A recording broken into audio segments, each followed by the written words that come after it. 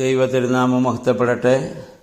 അപ്പോസ്തലനായ പത്രോസ് ശ്ലീഹ പൊതുവിനെഴുതിയ 1-ാം ലേഖനം 3-ാം അധ്യായം നമ്മളിന്ന് വായിക്കുന്നു. 3-ാം അധ്യായത്തിൻ്റെ 1 മുതൽ 7 വരെയുള്ള വാക്യങ്ങളിൽ ഭാര്യാഭർത്താക്കന്മാരുടെ പരസ്പരമുള്ള കടമകളാണ് പത്രോസ് ശ്ലീഹ ഇവിടെ പറയുന്നത്. ഒന്നാമത് അദ്ദേഹം പറയുന്നു, ഭാര്യമാർ ഭർത്താക്കന്മാർക്ക് വിധേയരായിരിക്കണം. വിധേയത്വം എന്ന് പറയുന്നത് അടിമത്വമല്ല.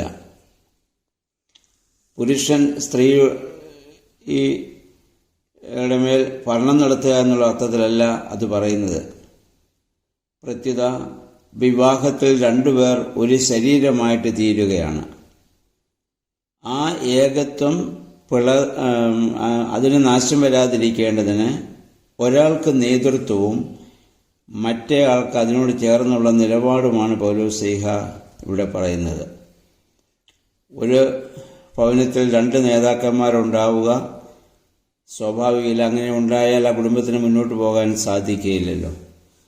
അതുകൊണ്ട് ഒരാൾ അതിന് നേതൃത്വം വഹിക്കുകയും മറ്റേ ആളിന് കൈത്താങ്ങായി അദ്ദേഹത്തോട് ചേർന്ന് നിൽക്കുകയും ചെയ്യുക എന്നുള്ളതാണ് ഇവിടെ ഉദ്ദേശിക്കുന്നത്. പിന്നെ 2-ാം വാക്യത്തിൽ പറയുന്നത്, അല്ലെങ്കിൽ ക്രൈസ്തവ സഭയുടെ പ്രാരംഭകാലമാണല്ലോ അത്. ആ കാലത്ത് വചനത്തിൻ്റെ അഥവാ സുവിശേഷത്തിൻ്റെ ആ പ്രഭ ഏൽക്കാതിരിക്കുന്ന ഭർത്താക്കന്മാരെ മാനസാന്തരത്തിലേക്ക് കൊണ്ടുവരുവാൻ എങ്ങനെ സാധിക്കും? ഭാര്യയുടെ വിനയം നിറഞ്ഞതും ആദരപൂർവവുമായ നല്ല പെരുമാറ്റം വഴിയായി അവരെ സുവിശേഷത്തിലേക്ക് ആകർഷിക്കാൻ സാധിക്കും എന്നാണ് പത്രോസ് ശ്ലീഹ ഇവിടെ പറയുന്നത്.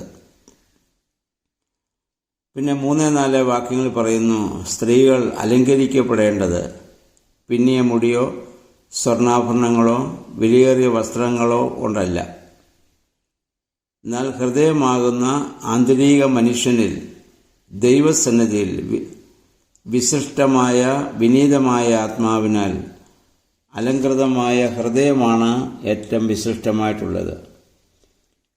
ഉദാഹരണമായി അദ്ദേഹം പറയുന്നത് അബ്രഹാമിനെയും സാറയുമാണ്. സാറ തൻ്റെ ഭർത്താവായ അബ്രഹാമിനെ യജമാനൻ എന്ന് വിളിച്ചു എന്ന് കാണിക്കുന്നു. അബ്രഹാമിൻ്റെ മക്കൾ എന്ന് അഭിമാനിക്കുന്നവർ സാറയുടെയും മക്കളാണ്. അപ്പോൾ ആ സാറയെ അനുകരിക്കുമെങ്കിൽ നിങ്ങൾ സ്ത്രീകൾ സാറയുടെ പുത്രിമാരായിരിക്കും എന്നാണ് പത്രോസ് ശ്ലീഹ പറയുന്നതിൻ്റെ അർത്ഥം.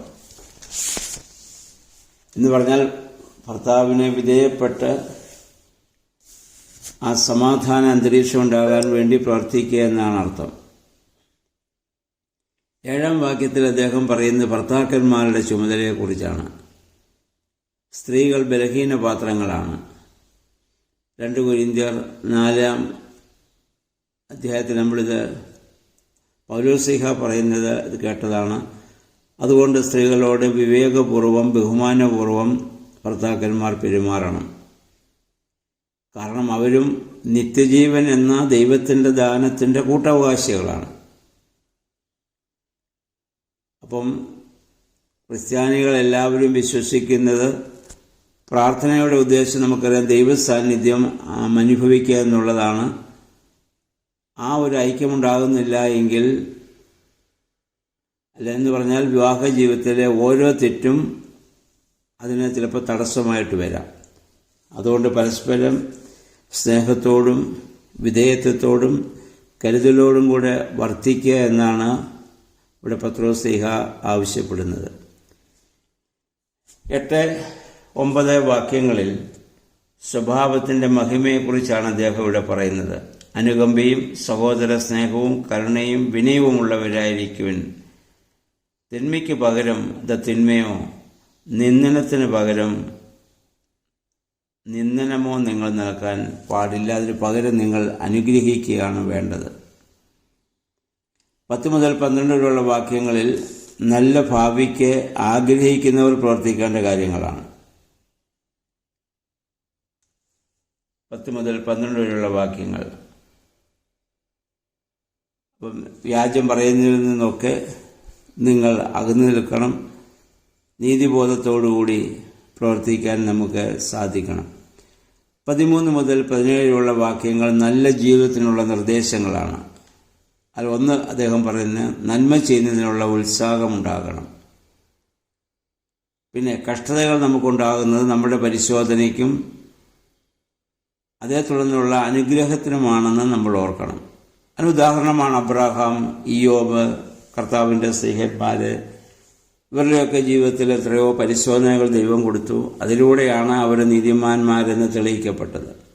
അപ്രകാരം വിശ്വാസികളുടെ ജീവിതത്തിലുണ്ടാകുന്ന ഓരോ അനുഭവത്തെയും ആ രീതിയിൽ കാണാൻ നമുക്ക് സാധിക്കണം. പിന്നെ അദ്ദേഹം പറയുന്നു, നമ്മളിതൊക്കെ അനുഭവിക്കുമ്പോൾ കർത്താവ് കാണുന്നു, കേൾക്കുന്നു, അറിയുന്നു. അപ്പം ദൈവം എൻ്റെ ഹൃദയത്തിൽ സ്ഥിതി ചെയ്യുന്നുവെന്നുള്ള ബോധവും അതനുസരിച്ചുള്ള ഒരു പ്രതികരണവുമാണ് നമുക്ക് വേണ്ടത്. ആ ഒരു അവസ്ഥയോടുകൂടി, ആ ഒരു ബോധ്യത്തോടുകൂടി വേണം ദൈവത്തെ ആരാധിക്കുവാൻ. പിന്നീട് പറയുന്നത് വിശ്വാസത്തെയും പ്രത്യാശയും കുറിച്ച് ബോധം മാത്രമല്ല, മറ്റുള്ളവരെ അവബോധ്യപ്പെടുത്തുവാനുള്ള ജ്ഞാനവും നമുക്ക് ആവശ്യമാണ്. കാരണം അജ്ഞാനം അബദ്ധത്തിലേക്കുള്ള ഒരു വീഴ്ചയുടെ പ്രധാന കാരണമാണല്ലോ. അതിനാണ് സഭയിൽ വേദപഠന ക്ലാസ്സുകൾ, വചന ശുശ്രൂഷകൾ, വിശ്വാസപരമായ ക്ലാസ്സുകൾ, ആ രീതിയിലുള്ള ഗ്രന്ഥങ്ങൾ ഒക്കെ നമ്മൾ വായിക്കുകയും അതിനെ എഴുതുവാനവരെ പ്രോത്സാഹിപ്പിക്കുകയും ഒക്കെ ചെയ്യുന്നത് തന്നെ വാസ്തവത്തിൽ വലിയ സുവിശേഷ വേലയാണ്. പിന്നെ അദ്ദേഹം പറയുന്നു, ക്രൈസ്തവ ജീവിതത്തെയും നമ്മുടെ പ്രവർത്തനങ്ങളെയും എതിർക്കുന്നവരെ ലജ്ജിപ്പിക്കാൻ ഒറ്റ മാർഗമേ ഉള്ളൂ. നമ്മുടെ നല്ല മനസ്സാക്ഷി, ഹൃദയ നൈർമല്യം, അതോടുകൂടി നമ്മൾ ജീവിക്കുമ്പോൾ നമ്മളെ എതിർക്കുന്നവർ തന്നെ പിന്നീട് ലജ്ജിക്കേണ്ട സാഹചര്യമുണ്ടാകും. ദുരിതം രണ്ട് രീതിയിൽ നമുക്കുണ്ടാകാം. ഒന്ന് തിന്മ ചെയ്യുന്നതിൻ്റെ ഫലമായിട്ടുണ്ടാവാം, നന്മ ചെയ്യുന്നതിൻ്റെ ഫലമായിട്ടും ചിലപ്പോൾ അങ്ങനെ സംഭവിക്കാം. നമ്മൾ ഗോകുൽത്തായിലെ കുരിശിലേക്ക് നോക്കുമ്പോൾ നന്മ ചെയ്തതിൻ്റെ പേരിൽ ക്രൂശിതനായ കർത്താവിനെ കാണുന്നു. എന്നാൽ തിന്മ ചെയ്തതിൻ്റെ പേരിൽ ക്രൂശിക്കപ്പെട്ട കള്ളന്മാരെയും കർത്താവിനെ ഇടതും വലുതുമായിട്ട് നമ്മൾ കാണുന്നുണ്ട്. അപ്പോൾ അവിടെ പത്രോസ്ലീഹ നമ്മെ ഓർമ്മപ്പെടുത്തുന്നത് തിന്മ ചെയ്ത് കഷ്ടം അനുഭവിക്കുന്നതിനേക്കാൾ ശ്രേഷ്ഠമാണ് നന്മ ചെയ്തതിൻ്റെ പേരിൽ നമ്മൾ കഷ്ടം അനുഭവിക്കുന്നത്. അപ്പോൾ നമ്മുടെ പ്രതിഫലം സ്വർഗത്തിൽ വർദ്ധിച്ചു എന്ന് കർത്താവ് നേരത്തെ പറഞ്ഞത്, അതിൻ്റെ ഗിരിപ്രഭാഷണം പറഞ്ഞ കാര്യം നമ്മൾ ഓർക്കേണ്ടതാണ്. അപ്പം 3 രീതിയിൽ നമുക്ക് കഷ്ടത ഉണ്ടാവാൻ, ശാരീരിക തലത്തിലും മാനസിക തലത്തിലും ആത്മീയ തലത്തിലും ഒക്കെ നമുക്കുണ്ടാവാം. അതിനെയൊക്കെ സന്തോഷത്തോടെ സ്വീകരിക്കാൻ നമുക്ക് സാധിക്കണം. 18 വാക്യത്തിലേക്ക് നമ്മൾ വരുമ്പോൾ നീതിമാൻ ആയ നമ്മുടെ കർത്താവ് അനീതി ചെയ്തവർക്ക് വേണ്ടി മരിച്ച സംഭവം പത്രോസ്ലീഹ ഇവിടെ നമ്മെ ഓർമ്മപ്പെടുത്തുന്നുണ്ട്. അതാണ് ദൈവവുമായി നമ്മെ രമ്യപ്പെടുത്തുന്ന ഏറ്റവും വലിയൊരു ശ്രേഷ്ഠതയാണത്. നമ്മുടെ കർത്താവ് അങ്ങനെ നന്മ ചെയ്തിട്ട് തിന്മ അനുഭവിച്ചെങ്കിൽ നമുക്കും അങ്ങനെ നന്മ ചെയ്തിട്ട് തിന്മ അനുഭവിക്കുന്നതിൽ ദുഃഖിക്കാൻ പാടില്ല, നമ്മൾ സന്തോഷിക്കണം. 19 വാക്യം ആണ് നമ്മുടെ കർത്താവിൻ്റെ പാതാള പ്രവേശനവും പ്രസംഗത്തെക്കുറിച്ച് പറയുന്നു. വിശുദ്ധ ബൈബിളിൽ വിശുദ്ധ പത്രോസ്ലീഹായുടെ ലേഖനത്തിൽ മാത്രമാണിത് രേഖപ്പെടുത്തിയിരിക്കുന്നത്. അദ്ദേഹത്തിന് ലഭിച്ചതായ വലിയ ഒരു വെളിപാടായി സഭ ഇതിനെ കാണുന്നു. അതുകൊണ്ട് മരണാനന്തര ആ അവസ്ഥയെക്കുറിച്ച് ഉറപ്പായ ഒരു കാര്യം ഇതിൽ നിന്ന് നമുക്ക് മനസ്സിലാക്കാൻ പറ്റും. ഒന്ന്, മരിച്ചവർക്ക് ദൈവത്തിൻ്റെ ശബ്ദം കേൾക്കാം, ഗ്രഹിക്കാം, മാനസാന്തരപ്പെടാനുള്ള അവസരം കർത്താവ് കൊടുത്തു. കാരണം ആദം മുതലുള്ളവരെ കർത്താവിനെ കാണുവാൻ ആഗ്രഹിച്ചിരുന്നു, പക്ഷേ അതിനുള്ള അവസരം അവർക്ക് ലഭിച്ചില്ല. അതുകൊണ്ടായിരിക്കണം കർത്താവ് ക്രൂശിൽ നിന്ന് നേരെ പാതാളത്തിലേക്ക് ചെന്ന് ആദം മുതൽ മരിച്ചവരോട് സുവിശേഷം അറിയിക്കുകയും അതിൽ കർത്താവിൽ വിശ്വസിച്ചവരും അനുദപിച്ച കള്ളനും കൂടി ആദ്യം പ്രതീക്ഷയിലേക്ക് പ്രവേശിച്ചു എന്നുമാണ് സഭ നമ്മെ പഠിപ്പിക്കുന്നത്. അപ്പോൾ ഇത് നമ്മുടെ കെംദാ നമസ്കാരത്തിൻ്റെ സന്ധ്യാപ്രാർത്ഥനയുമായി ബന്ധപ്പെട്ടൊരു പാട്ടുണ്ട്. ഞാൻ നേരത്തെ പാടി അർത്ഥം പറഞ്ഞിട്ടുണ്ട്. ഇതാണ്: നാഥൻ മൃതരിടയിലുറപ്പിച്ചാദത്തെ ഖേദിക്കേണ്ട നിൻ പാപത്തെയോർത്തിനിയും നീ കുറ്റം ചെയ്തതിനല്ലോ ഞാൻ കൊണ്ടടികൾ ഏതൻ കനി നീ തിന്നതിനാൽ കയ്പും കുടിച്ചേ ഞാൻ. നഗ്നതയാൽ നീ ഇലകൾ ചാർത്തി, നഗ്നതയോടെന്നെ അവർ തൂക്കി. ഞാൻ ചീന്തിയ രക്തത്താൽ പൊയ്ക്കോപം താതൻ്റെ. യേശുദമ്പുരാൻ പാതാളത്തിൽ ചെന്ന് മരിച്ചവരുടെ ഇടയിൽ നിന്ന് ആദത്തെ ഉയർത്തെഴുന്നേൽപ്പിച്ച് അവനോട് പറയുകയാണ്, നീ ചെയ്ത തെറ്റിനെ ഓർത്ത് നീ ഇനി ദുഃഖിക്കേണ്ട, നീ ചെയ്തതിനൊക്കെ ഞാൻ പകരം ചെയ്തു.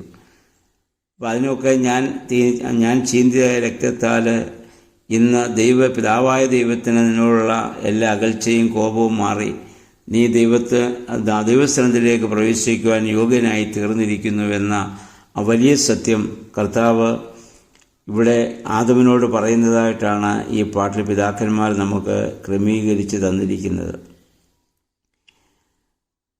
ഈ സന്ദർഭത്തെക്കുറിച്ച് നമ്മുടെ ഒരു യാക്കോബ് എന്ന് പറയുന്ന ഒരു സഭാപിതാവ് നമ്മുടെ ദുഃഖവെള്ളിയാഴ്ച ശുശ്രൂഷയുടെ അവസാന ഭാഗത്ത് നമുക്ക് കാണാൻ പറ്റും. ദുഃഖ ശനിയാഴ്ചത്തെ പ്രമോനികളിലും ഇതേപ്പറ്റി പറയുന്നുണ്ട്. അപ്പം കർത്താവ് ചെന്ന് മരിച്ചവരുടെ ഇടയിൽ ചെന്ന് അനശ്വരമായ ജീവനെയും പുനരുത്ഥാനത്തെയും അവിടെ വിധിച്ചു, അവർക്കതിനുള്ള അവസരം കൊടുത്തു എന്നുള്ളതാണ്. അതായത് നോഹയുടെ കാലത്ത് പോലും മനസ്സാന്തരപ്പെടാതിരുന്ന ആത്മാക്കൾക്ക് ക്രിസ്തുവിൽ വിശ്വസിക്കാനുള്ള അവസരം ലഭിക്കുക എന്നുള്ളതാണ്. അങ്ങനെ കർത്താവ് പാതാളത്തിൽ ചെന്ന് ആദ്യം മുതലുള്ള നീതിമാന്മാരെയും പുണ്യവാന്മാരെയും കൂട്ടത്തിൽ എല്ലാവരെയും പാതാളത്തിൽ സന്തോഷിപ്പിക്കുകയും സർവ്വലോകത്തിനും വേണ്ടിയുള്ള തൻ്റെ കഷ്ടാനുഭവങ്ങളെ അവരെ അറിയിക്കുകയും മോശയെയും എല്ലാ പ്രവാചകന്മാരെയും നീ പൂർണ്ണമായി ആനന്ദിപ്പിക്കുകയും ചെയ്തുവെന്ന് ആ പ്രമേശതറായി നമ്മൾ വായിക്കുന്നുണ്ട്. ഇനി 20-ാം വാക്യത്തിലേക്ക് നമ്മൾ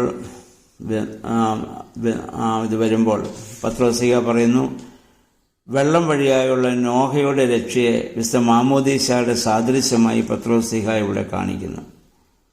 ആ ദുഷിച്ച ജനത്തിൽ നിന്ന് നോഹ രക്ഷ പ്രാപിച്ചത് വെള്ളം വഴിയാണ്, അല്ലെങ്കിൽ ആ പെട്ടകത്തിൽ പ്രവേശിച്ചത് മുഖാന്തരമാണ്. അപ്പോൾ മാമോദീസയുടെ ഉദ്ദേശം എന്തെന്ന് പത്രോസ്ലീഹ ഇവിടെ പറയുകയാണ്. അപ്പോൾ സ്നാനമെന്ന് പറയുന്നത് ജനത്തിന് മുൻപാകെയുള്ള ഒരു സാക്ഷ്യം മാത്രമാണെന്ന് പറയുന്ന ആളുകളുണ്ട്. പത്രോസ്ലീഹ പറയുന്ന ഒരിക്കലും അതൊരു സാക്ഷ്യം മാത്രമല്ല. 21-ാം വാക്യത്തിൽ വളരെ വ്യക്തമാണ്, മാമോദീസ മൂലം നിങ്ങൾ രക്ഷ പ്രാപിക്കുന്നു. അദ്ദേഹം പറയുന്നു, ജലസ്നാനം ശരീരത്തിൽ നിന്ന് മാലിന്യങ്ങളെ കഴുകിക്കളയലല്ല, ശുദ്ധ മനസ്സാക്ഷിയോടുകൂടി ദൈവത്തെയും യേശുമിശിഹായുടെ ഉയർപ്പിനെയും ഏറ്റുപറയലത്രേ.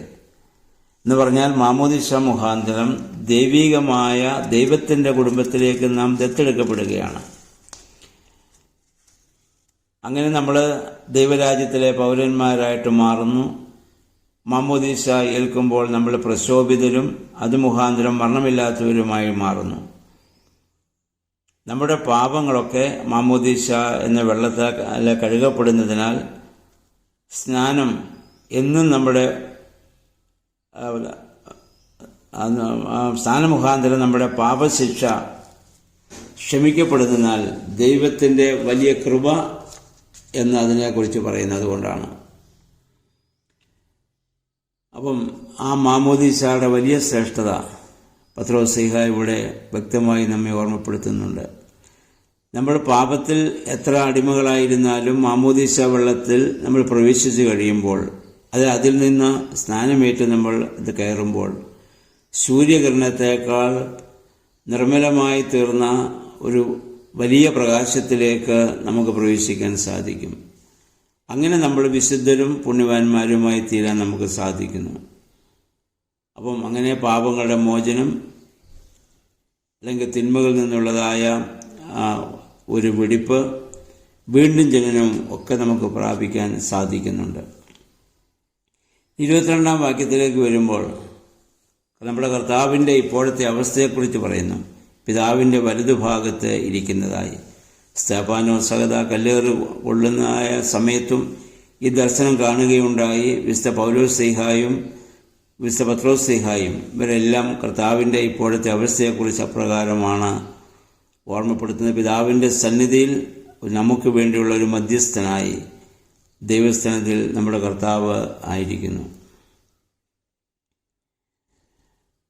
18 മുതൽ 22 വരെയുള്ള ഭാഗത്ത് കർത്താവിനെ കാണുന്നത്, ഒന്ന്, ഭൂമിയിൽ വെച്ച് ഒരു നീതിമാൻ അനീതിക്ക് വേണ്ടി മരിച്ചു എന്നുള്ളതാണ്. 2, പാതാളത്തിൽ ചെന്ന് മരിച്ചവരെ അവൻ ജീവിപ്പിച്ചു എന്നുള്ളതാണ്. 3, സ്വർഗത്തിൽ പിതാവിൻ്റെ വലതുഭാഗത്ത് ഇരിക്കുന്നു എന്നുള്ളതാണ്. അപ്പം അങ്ങനെ മറ്റ് സുവിശേഷങ്ങളിൽ ഇല്ലാത്ത, അല്ലെങ്കിൽ മറ്റ് ലേഖനങ്ങളിലൊന്നും ഇല്ലാത്തൊരു പ്രത്യേക കാര്യം പത്രോസ്ലീഹായ്ക്ക് കിട്ടിയ വലിയ വെളിപാടായി കാണുന്നു. കർത്താവ് മരിച്ചവരോട് സുവിശേഷം അറിയിച്ചു എന്നുള്ളത്. കാരണം അവർക്കതിനുള്ള അവസരം ലഭിച്ചില്ല. അതിലാണ് കർത്താവിന് അവസരം കൊടുത്തത്. അതിലും കർത്താവിൽ വിശ്വസിച്ചവർ പ്രതീക്ഷയിലേക്ക് പ്രവേശിച്ചു. നമുക്ക് ജനിച്ചപ്പോൾ മുതലുള്ള അവസരങ്ങൾ ലഭിച്ചുകൊണ്ടിരിക്കുകയാണ്. അന്ന് മുതൽ വേദവാക്യങ്ങൾ നമ്മൾ വായിക്കുകയും കേൾക്കുകയും നമ്മൾ ദൈവത്തെ ആരാധിക്കുകയൊക്കെ ചെയ്യാനുള്ള അവസരമൊക്കെ നമുക്ക് ലഭിച്ചു. വലിയ ഭാഗ്യമാണ് നമ്മുടെ ഈ ഒരു തലമുറകൾക്ക് പുതിയ നിയമത്തിൽ യേശുമശിഹ മുഖാന്തരം ലഭ്യമായത്. എന്നിട്ടും നമ്മൾ പാപത്തിലേക്ക് പോകുന്നുവെങ്കിൽ പിന്നെ നാശമായി മാത്രമായിരിക്കും അതിൻ്റെ പ്രതിഫലമെന്ന് നമ്മൾ ഓർത്ത് ആ ദൈവത്തെ നമുക്ക് മഹത്വപ്പെടുത്തിക്കൊണ്ട് ദൈവത്തോട് ചേർന്ന് നിൽക്കുവാനും ജീവിക്കുവാനും പ്രവർത്തിക്കുവാനും നമുക്കിടയാകണം. അപ്പോൾ പത്രോസ്ലീഹയുടെ ലേഖനം ഇങ്ങനെയാണ്, വളരെ ആഴമേറിയ കാര്യങ്ങളാണല്ലോ പറയുന്നത്. അത് പല പ്രാവശ്യം ആവർത്തിച്ച് വായിക്കുകയും അതിനനുസരിച്ച് നമ്മുടെ ജീവിതത്തെ നമുക്ക് ക്രമപ്പെടുത്തുകയും ചെയ്യാം. ദൈവത്തിൻ്റെ പരിശുദ്ധാത്മാവ് അതിന് നമ്മെ സഹായിക്കട്ടെ.